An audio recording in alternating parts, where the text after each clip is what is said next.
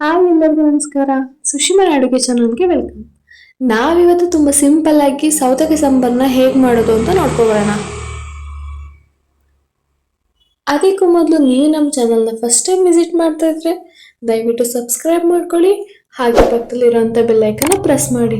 ಮುಂದೆ ಯಾವುದೇ video upload ಮಾಡಿದ್ರು ಕೂಡ ನಿಮಗೆ ಮೊದಲು ನೋಟಿಫಿಕೇಶನ್ ಬರುತ್ತೆ. ಹಾಗಿದ್ರೆ ಬನ್ನಿ ಹೇಗೆ ಮಾಡೋದು ಅಂತ ನೋಡ್ಕೊಬರೋಣ.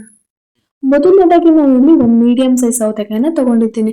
ಇದು ಒಳಗಡೆ ಇರುವಂತ ಬೀಜನೆಲ್ಲ ತೆಗೆದು ಈ ರೀತಿ ನೀಟಾಗಿ ಹೆಚ್ಚಿಟ್ಕೊಂಡಿದ್ದೀನಿ. ಇದನ್ನ ಒಂದೆರಡು ಸಲ ನೀಟಾಗಿ ವಾಶ್ ಮಾಡಿಕೊಂಡು ಗ್ಯಾಸ್ ಮೇಲೆ ಒಂದು ಪಾತ್ರೆ ಇಟ್ಟು ನೆಕ್ಸ್ಟ್ ಇದಕ್ಕೆ ನಾನು ಹೆಚ್ಚಿಟ್ಕೊಂಡಿರುವಂತ ಸೌತೆಕಾಯಿನ ಹಾಕೊಳ್ತಾ ಇದ್ದೀನಿ. ಸೌತೆಕಾಯಿನೆಲ್ಲ ಹಾಕೊಂಡು ಇದಕ್ಕೆ ನಾನು 2 ಗ್ಲಾಸ್ ಅಷ್ಟು ನೀರನ್ನ ಹಾಕೊಳ್ತಾ ಇದ್ದೀನಿ. ದೊಡ್ಡ ಗ್ಲಾಸಲ್ಲಿ 2 ಗ್ಲಾಸ್ ನೀರು ಹಾಕೊಳ್ತಾ ಇದ್ದೀನಿ. ನೆಕ್ಸ್ಟ್ ಇದಕ್ಕೇನೆ ಅರ್ಧ ಟೇಬಲ್ ಸ್ಪೂನ್ ಅಷ್ಟು ಉಪ್ಪನ್ನ ಹಾಕೊಳ್ತಾ ಇದ್ದೀನಿ. ನೆಕ್ಸ್ಟ್ ಇಲ್ಲಿ ಚಿಟಿಕೆ ಅರಿಶಿನ ಹಾಕೊಂಡು 1 ಟೇಬಲ್ ಸ್ಪೂನ್ ಅಷ್ಟು ಎಣ್ಣೆ ಹಾಕೊಳ್ತಾ ಇದ್ದೀನಿ. ಇದನ್ನ ಮೀಡಿಯಂ ಫ್ಲೇಮ್ ಮೇಲೆ ನಾವು ಬೇಯಿಸ್ಕೊಳ್ಬೇಕಾಗುತ್ತೆ. ನೆಕ್ಸ್ಟ್ ಇಲ್ಲಿ ಸ್ವಲ್ಪ ಬೇಳೆನ ತಗೊಂಡು ಇದನ್ನ ನೀಟಾಗಿ 1-2 ಸಲ ವಾಶ್ ಮಾಡಿಕೊಂಡು ಒಂದು 10 ನಿಮಿಷ ಇದನ್ನ ನೀರಿನಲ್ಲಿ ನೆನೆಯಕ್ಕೆ ಬಿಟ್ಟಿದ್ದೀನಿ. ನೆಕ್ಸ್ಟ್ ಇದಕ್ಕೆ ಕುಕ್ಕರಿಗೆ ಬೇಳೆನ ಹಾಕೊಂಡು 2 ಟೊಮೊಟೊ ಹಾಗೆ ಒಂದು ಮೀಡಿಯಂ ಸೈಜ್ ಈರುಳ್ಳಿನ ಈ ರೀತಿ ಹೆಚ್ಚು ಹಾಕೊಂಡಿದ್ದೀನಿ. ಹಾಗೆ 2 ಹಸಿಮೆಣಸಿನಕಾಯಿ ಬೆಳ್ಳುಳ್ಳಿ ಕೂಡ ಹಾಕೊಂಡಿದ್ದೀನಿ.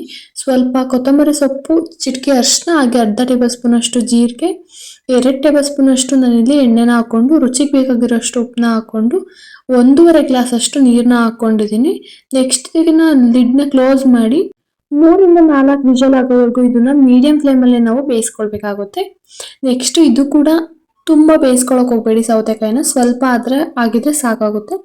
ನೆಕ್ಸ್ಟ್ ಬೇಳೆ ಕೂಡ ಇವಾಗ ಬೆಂದಿದೆ. ಇದನ್ನ ನೀವು ನಿಮಗೆ ಬೇಕು ಅಂತಂದ್ರೆ ಇದನ್ನ ಸ್ವಲ್ಪ ಬೇಳೆನ ತೆಗೆದು ನೀವು ಮಿಕ್ಸರ್ಗೂ ಕೂಡ ಹಾಕೊಳ್ಬೋದು, ಇಲ್ಲ ಅಂತಂದ್ರೆ ನೀಟಾಗಿ ಸ್ಮ್ಯಾಶ್ ಕೂಡ ಮಾಡ್ಕೊಳ್ಬೋದು. ಈಗ ನಾವು ಸೌತೆಕಾಯಿ ಬೇಯಕ್ಕೆ ಇಟ್ಟಿದ್ವಲ್ಲ ಅದಕ್ಕೇನೆ ಇದನ್ನ ಟ್ರಾನ್ಸ್ಫರ್ ಮಾಡ್ಕೊಳ್ಳೋಣ.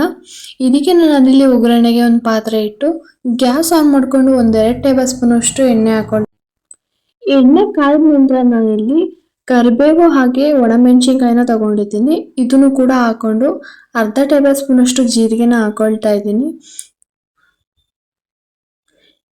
ಇದಾದ ನಂತರ ನಾನಿಲ್ಲಿ ಕುದಿತಾ ಇರುವಂತಹ ಸಾಂಬಾರಿಗೆ ನಾನಿಲ್ಲಿ ಒಗ್ಗರಣೆ ಹಾಕೊಳ್ತಾ ಇದ್ದೀನಿ. ಇಲ್ಲಿ 1.5 ಟೇಬಲ್ ಸ್ಪೂನ್ ಅಷ್ಟು ನಾನು ಅಚ್ಚ ಖಾರದ ಪುಡಿನ ಹಾಕೊಳ್ತಾ ಇದ್ದೀನಿ. ನಿಮಗೆ ಖಾರಕ್ಕೆ ಎಷ್ಟು ಬೇಕು ನೋಡಿ ಹಾಕೊಳ್ಳಿ. ಹಾಗೆ ಅರ್ಧ ಟೇಬಲ್ ಸ್ಪೂನ್ ಅಷ್ಟು ನಾನಿಲ್ಲಿ ಧನಿಯಾ ಪುಡಿನ ಹಾಕೊಂಡು ಒಂದ್ಸತಿ ನೀಟಾಗಿ ಮಿಕ್ಸ್ ಮಾಡ್ಕೊಳ್ತಾ ಇದ್ದೀನಿ.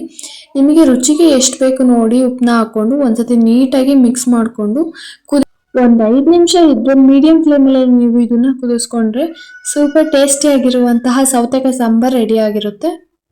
ದೇವಸ್ಥಾನದಲ್ಲೆಲ್ಲ ಹೇಗೆ ಮಾಡಿರ್ತಾರೋ ಸೇಮ್ ಟೇಸ್ಟ್ ಇರುತ್ತೆ. ತುಂಬಾ ಅಂದ್ರೆ ತುಂಬಾ ರುಚಿಯಾಗಿರುತ್ತೆ. ನೀವು ಕೂಡ ಒಂದ್ಸತಿ ಟ್ರೈ ಮಾಡಿ ಹೇಗೆ ಬಂದಿತ್ತು ಅಂತ ಕಮೆಂಟ್ ಮಾಡಿ. ಹಾಗೆ ಈ ವಿಡಿಯೋ ನಿಮಗೆ ಇಷ್ಟ ಆಗಿದ್ರೆ ದಯವಿಟ್ಟು ಒಂದು ಲೈಕ್ ಮಾಡಿ, ಹಾಗೆ ನಿಮ್ಮ ಫ್ಯಾಮಿಲಿ ಫ್ರೆಂಡ್ಸಿಗೂ ಕೂಡ ಶೇರ್ ಮಾಡಿ. Thank you for watching.